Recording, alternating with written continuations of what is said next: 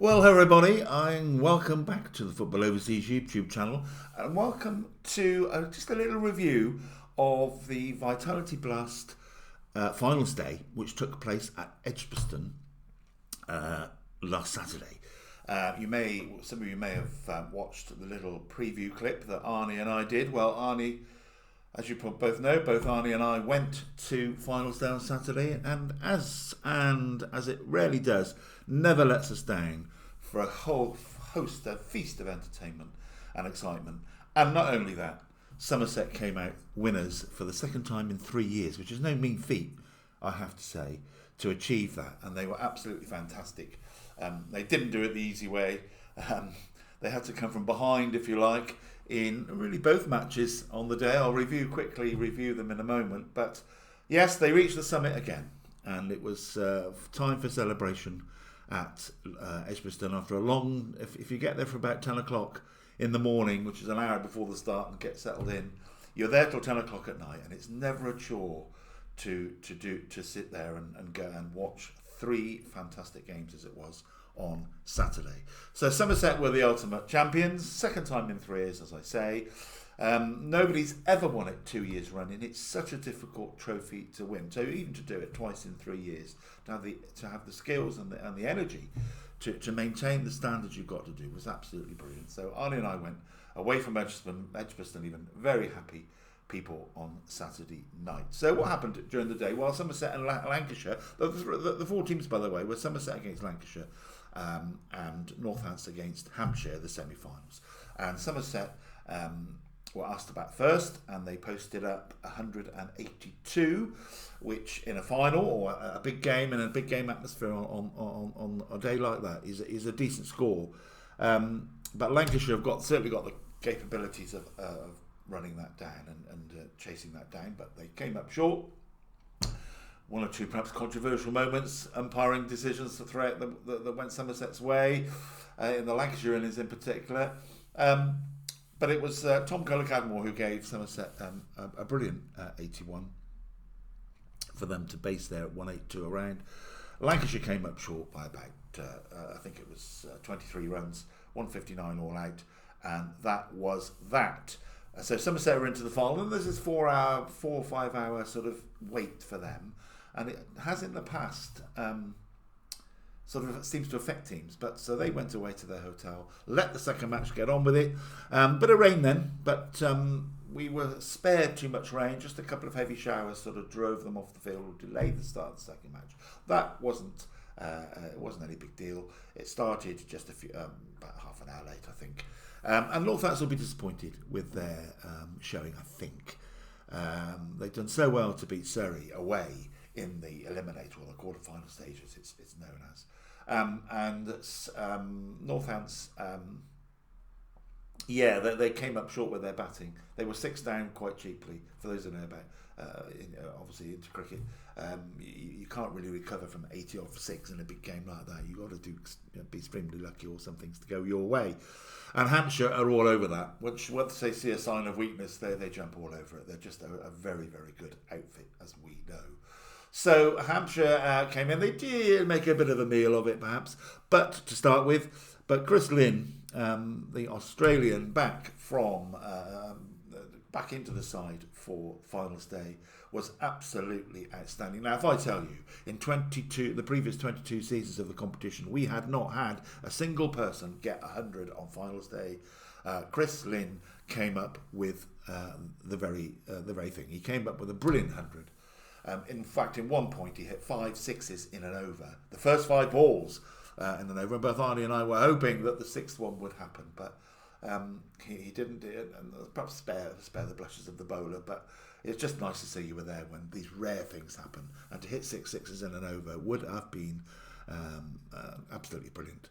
So the crowd were royally entertained by the first 2 matches. Chris Lynn, as I say, took the game away from Northants. So that was Somerset and Hampshire then into a final. 2 of the best, or the teams with the best pedigree in the tournament. Hampshire both have been at finals day 11 times.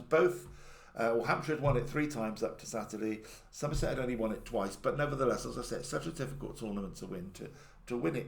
Nobody's won it more than 3 times as yet. So now Somerset winning the final have joined the elite group of Somerset of themselves, Hampshire and Leicestershire, who in the early stages had 3 wins chalked up. So it was Hampshire and Somerset in the final.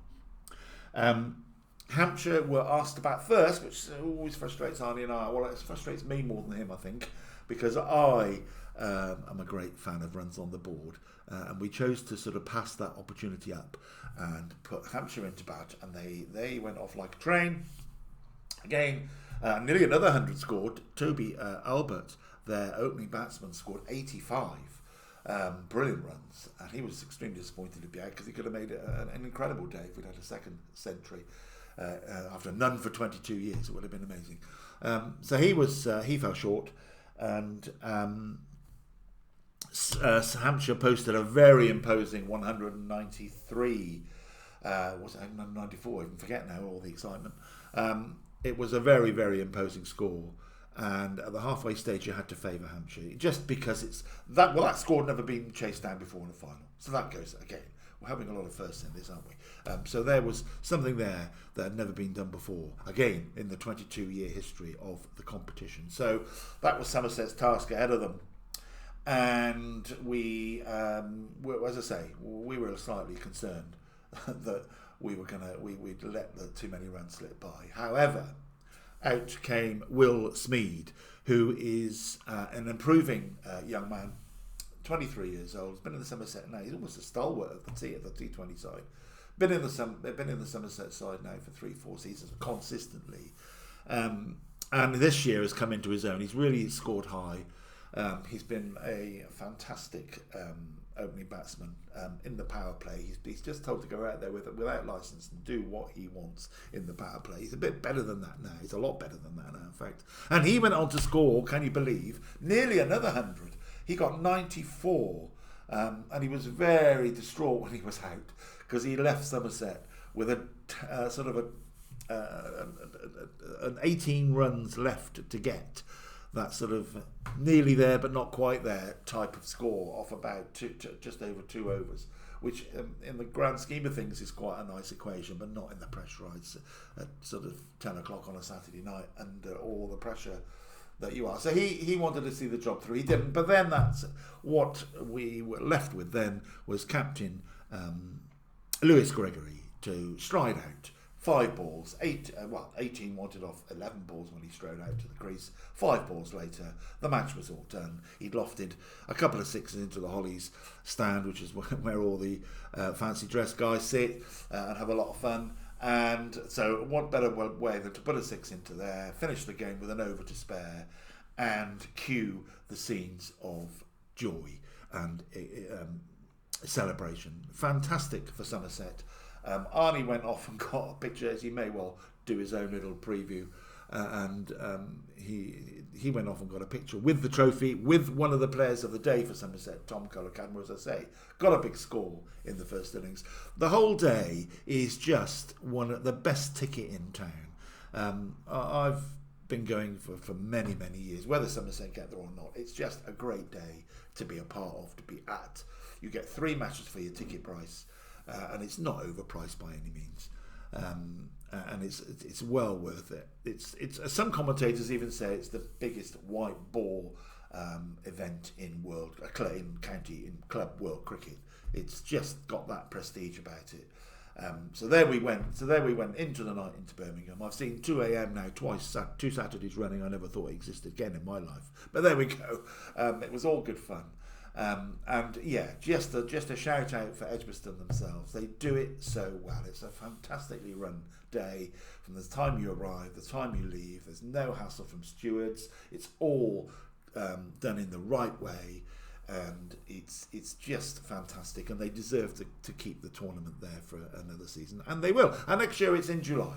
So we'll be having this conversation in July, hopefully, whether Somerset can achieve or maintain their extremely high standards, whether Hampshire can as well. It was 2 sides in the final that graced it. Record score, record chase down, fantastic night.